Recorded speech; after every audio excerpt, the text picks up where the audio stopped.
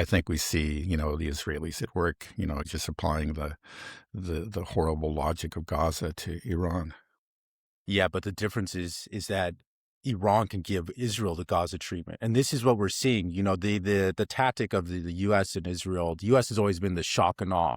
We just go straight up the escalation ladder. I mean, we saw what we did. I mean, we went ahead. We've already struck, a desalination plant, which is a war crime, depriving these 30 villages without any fresh water now. That's a crisis there.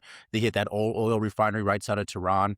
Now there's black rain was falling on Tehran, and now this huge oil cloud is just moving over Central Asia and the rest of Asia.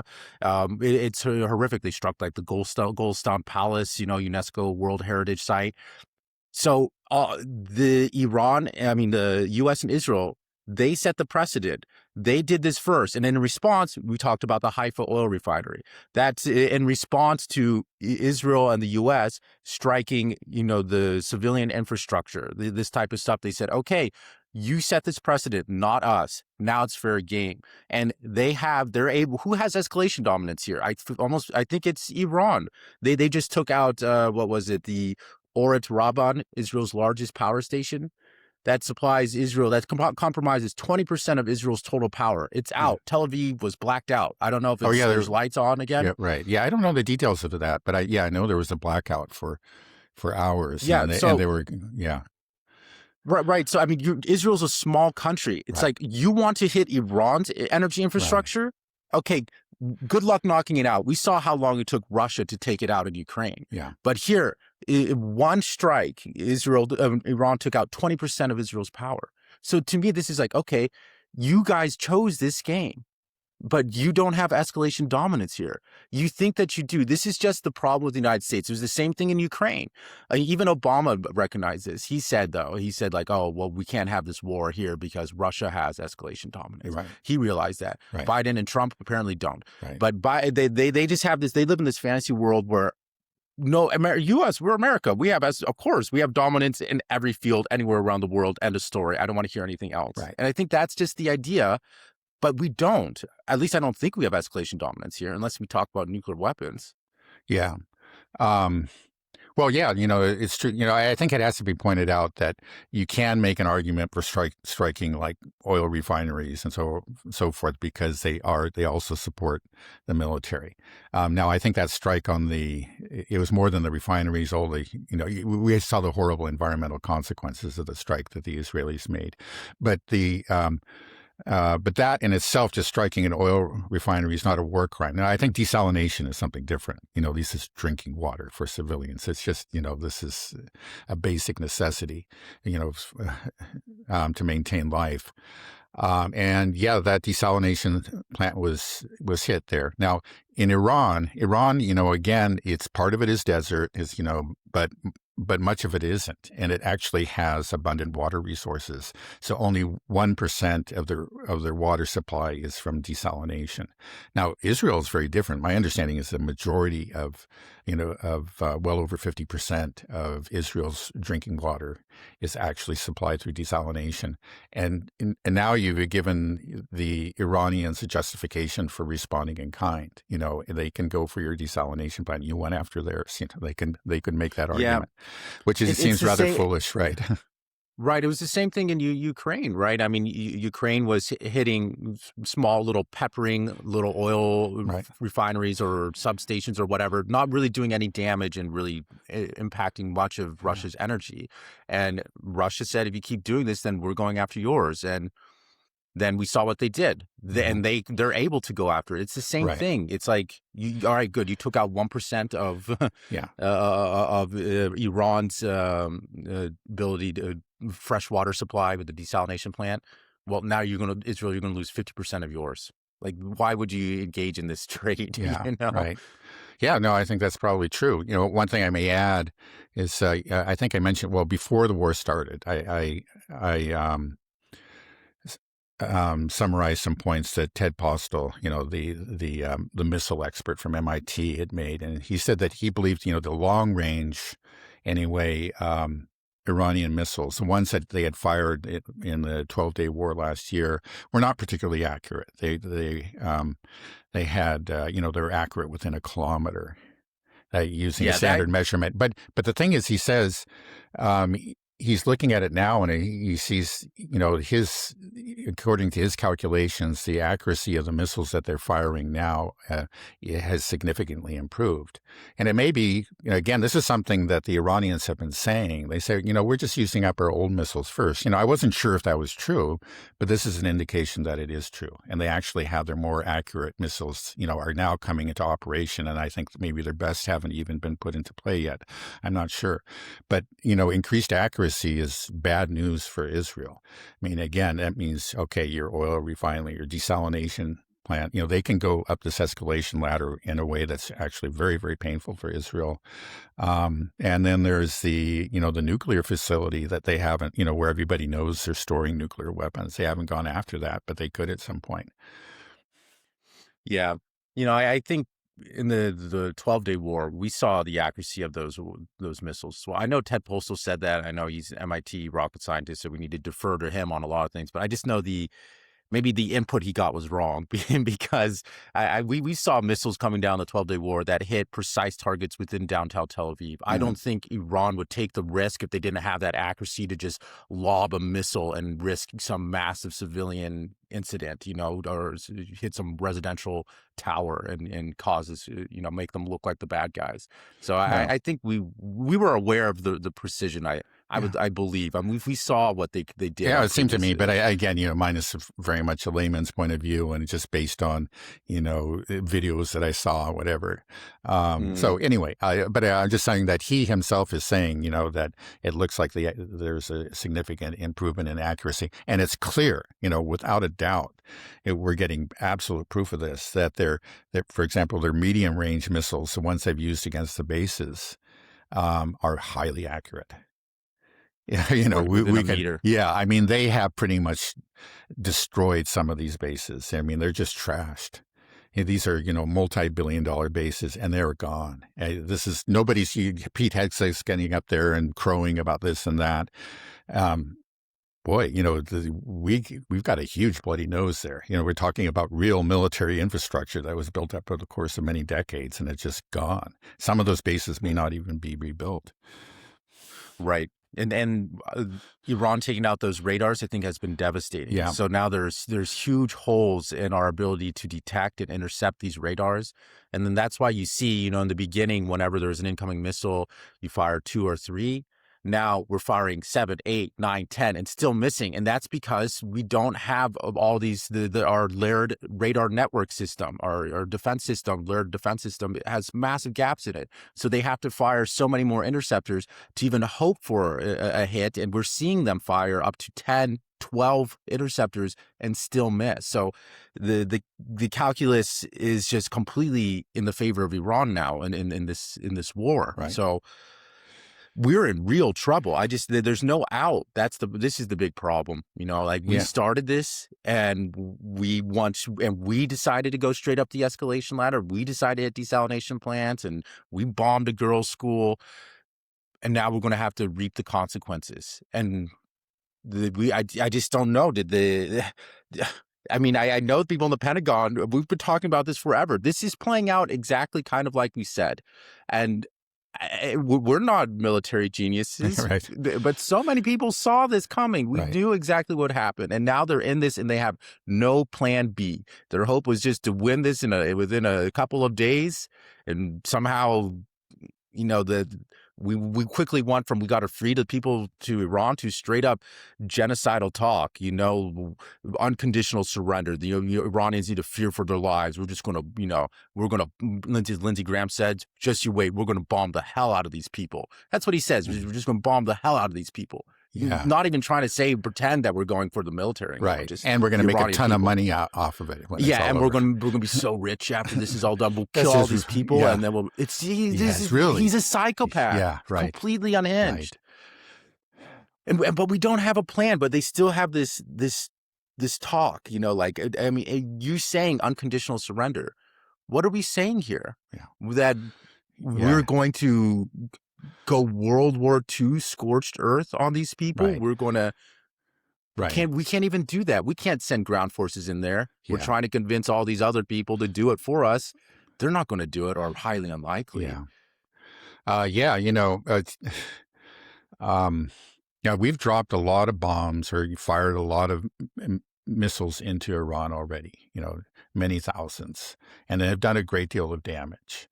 Again, it just has to be emphasized. Iran is a very large country, as we pointed out. We've talked about how large a country Ukraine is. It's by far the largest country, fully in Europe. But as we pointed out, it's uh, Iran is, if you look at just Kiev controlled Ukraine, it's like 4 times the size, 3 times the population. It's the, this is a huge country.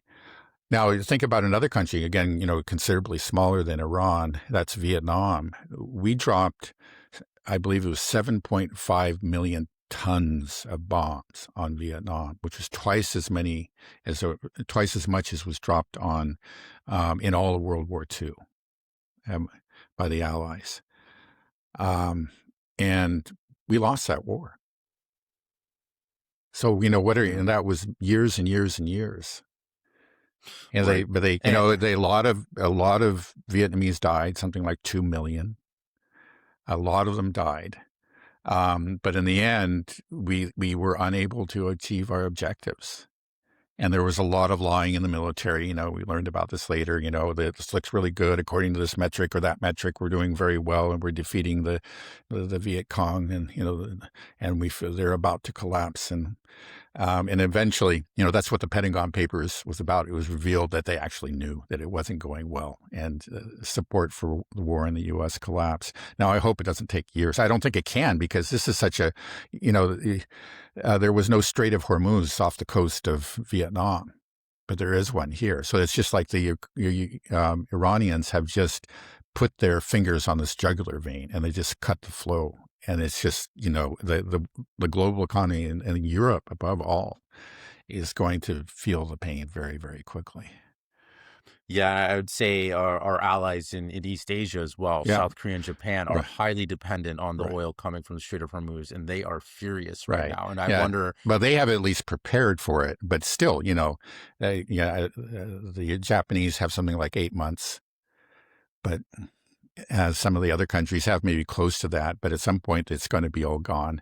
The Europeans just haven't prepared, and they're going to be hit so hard, and sooner. Right. They're going to be hit first. Is my understanding.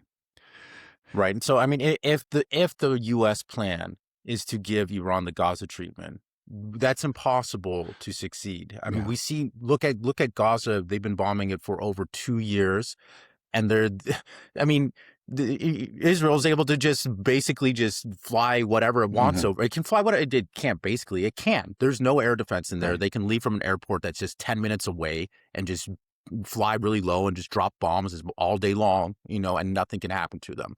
And they've been Right. doing that for over 2 years. And we see Gaza is we've completely destroyed it. The people are still there, and they're still fighting. They're still trying to make their homes out of rubble. Well, partly they don't have a choice because they're captive. Right. This is what's also just so insane, is that this is Yeah. a captive population that they've been bombing, in a small area that's Right. that is only what, like 13 by like 3 miles now. Right. It's tiny. It used to be 26 by like 4, and now it's just nothing. Uh-huh. So you're just talking about a tiny little area, and they still cannot crack the spirit of these people. They're still there. They're still surviving. They're still resisting. So the idea that you can do the same to Iran, this massive country that isn't held captive, it's impossible. Right. It's insane. Yeah, I to mean, even right, think about exactly. it. At Gaza, 2 years, over 2 years now, because I think right now I just want to mention, because we forget about Gaza. They continue to kill people. I think now 640 have been killed since the so-called ceasefire went in effect. And they have again, I heard this just a few days ago, and I haven't heard anything about a resumption of supplies. They again cut off, supplies of food. They put a starvation blockade on Gaza again. Nobody's paying attention to it right now. And then everything else, all the other supplies. Again, there's just, if anything's coming in at all, it's just in dribbles. So, the horror in Gaza continues. It's just that the horror is now expanded to Iran. But let's not forget what's happening there.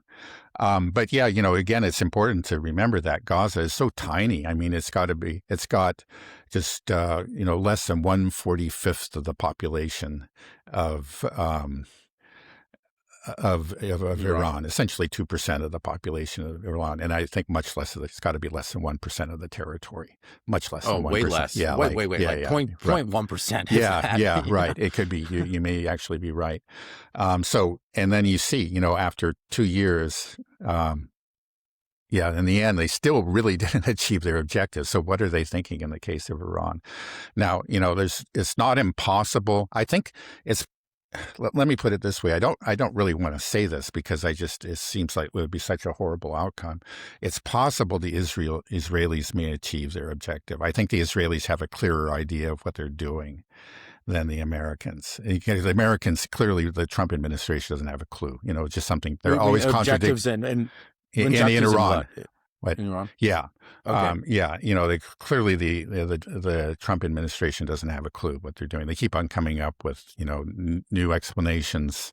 You hear several different objectives listed every day, and sometimes it's just absurd. There's obviously, they just don't know what they're doing. I think the Israelis, again, like we've said before, they want a Syria, they want a Libya, they want to just to cause so much destruction in this country, that it can't really ever recover. And, to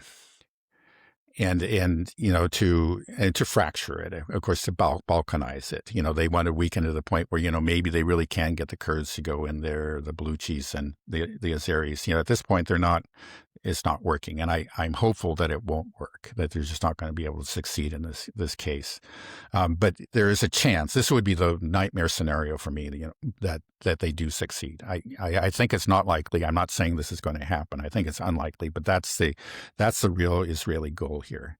All the stuff that Trump talks about, I don't think the Israelis really give a damn about it. They know what they're doing. They're not interested in actually getting a friendly regime. I think they understand that that's impossible. All this, this idea that Trump's going to improve the next leader or something like that. They want another Syria, but just on a much larger scale. And that's what they're going for. Or sort of like another Lebanon. It's just like they could weaken it so much, and then constantly, when it looks like they're starting to rebuild, just go again and bomb and go again. So that's what they're after. That would be that would be victory for them. And a long war is fine for Netanyahu because, we know about his political problems and he enjoys being a wartime president. At least, right now it's working. Everybody's behind him, including the leftists. It's with very, very, very few exceptions. But, as I was saying earlier, just talking about the air raid shelters, you get this initial reaction where everybody rallies around the flag. But over time, and especially in an obvious war of choice like this, I think it's different for the Iranians because they know it's about, it's existential. They were not the ones to launch this, and they need to stick together. There will be some real questioning, even within Israel. If this goes on, they start to feel real economic pain, and this disruptions to daily life continue, and then parts of Tel Aviv start looking like some parts of Gaza or something. I think, maybe this is what the hope that even Netanyahu, even within Israel, there's going to be a reversal, of course. Yeah, I'm kind of wonder what the sentiment is right now within Israel. I imagine that people are getting quite antsy, a little bit of unrest building up, being in these shelters constantly. And I've been seeing, I'm sure you have too, a lot of this footage coming out of Tel Aviv and other cities throughout Israel. It's getting hit hard. Like this is, they have to feel like, oh, maybe we're in real trouble here. And if they start having problems with electricity and fresh water, this is going to get bad real quick. Like you said, you want to give Iran the Gaza treatment. Well, Iran can give Israel the Gaza treatment too. And if that starts to happen, then all of a sudden it's like Israel can start to become like, Gaza in the sense that they're trapped. I don't know their ability to move out. I mean, you're currently engaged in this war in Lebanon. Where are you going to go? You're going to go to Jordan, where the majority population is Palestinian. Everybody hates your guts. Can he get out through Egypt? I don't think so. They're going to, if they are at real risk of being completely trapped. I mean, you're going to have to try. There'll be some evacuations, I'm sure, by boat if they're able to. But I don't know if Netanyahu is even allowing people to leave. I don't know what the situation is right now in Well, Israel. yeah, I don't he know. is. I think there's some sort of effort to to put up a brief. I think he's even saying that okay, flights will be resumed from Ben Gurion, which sounds crazy because it was actually struck just the other day, Yeah. Ben Gurion itself. So I don't think that's actually happening. But both. I think both the IDF and the American military are trying very hard to give, like it happens in war, give a positive spin to everything. They're reporting amazing successes. Again, I read in Haaretz, it just sounds like it's just nothing but total victory so far for the U.S. and America, and they don't talk about like these THAAD systems that have been taken out and these advanced radars and these bases that have been trashed and whatever, and that's these this is not something that's up for debate. This has happened, but it's kept out of the media, and within military censorship in Israel is very strict, and it does affect your perceptions. It's clear that Iran is continuing to strike Tel Aviv and other targets. You don't see the damage, or only in rare occasions, because they are cracking down really hard and trying to prevent it from being shown. So we don't really know the extent of it. But I'm sure it's significant. And we're just a few days into the war, a little over a week into the war. It's going to, if this goes on for weeks and weeks, that's just going to keep on accumulating. Right. I think maybe one thing that we can hope for that can end this war is that the Israelis' tolerance for pain is just too low. Right. They once they get hit enough, they're just gonna be like they will rise up against their own government. They'll be like, we can't take this. This is what we want. We like doing this to other people. We don't like it happening Right. to us. We can't handle it.